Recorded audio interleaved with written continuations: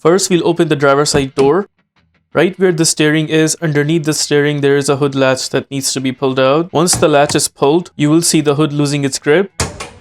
Right where the logo is, on top of the logo, there is a lever. Push the lever upwards and then lift up the hood. This is that lever that I was talking about. Press the lever upside and then lift up the hood. Once the hood is opened, right there is the headlight, and behind the headlight, notice there is that location for the turn signal bulb.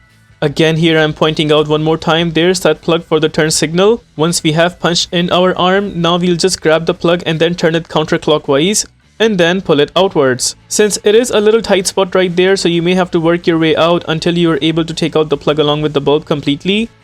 And there you notice that is how we take out the plug along with the bulb. Now to take out the bulb, all we have to do is just grab it and then pull it outwards. There it is. In my case, the bulb is good, so I'll be installing it back. But in your case, if you have a new bulb and you want to install it back, it doesn't matter if the bulb is this way or the other way around. All you have to do is just punch it inside the plug and then press the bulb to a point until you hear a clicking sound. There it is. Now we'll go ahead and punch it back where we took it out from. Again, you would have to work your way out until you could get it completely in right there.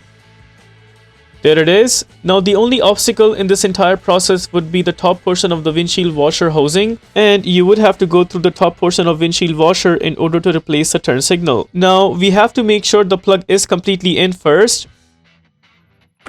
There it is. Once the plug is completely in, only then we will turn it clockwise to install it firm and strong.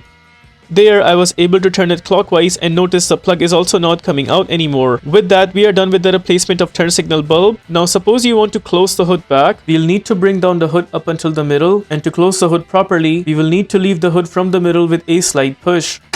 If it still does not close the way we did, then you may have to push it from the top until it closes completely. If this video helps you in any way, please consider liking this video and subscribing to our channel.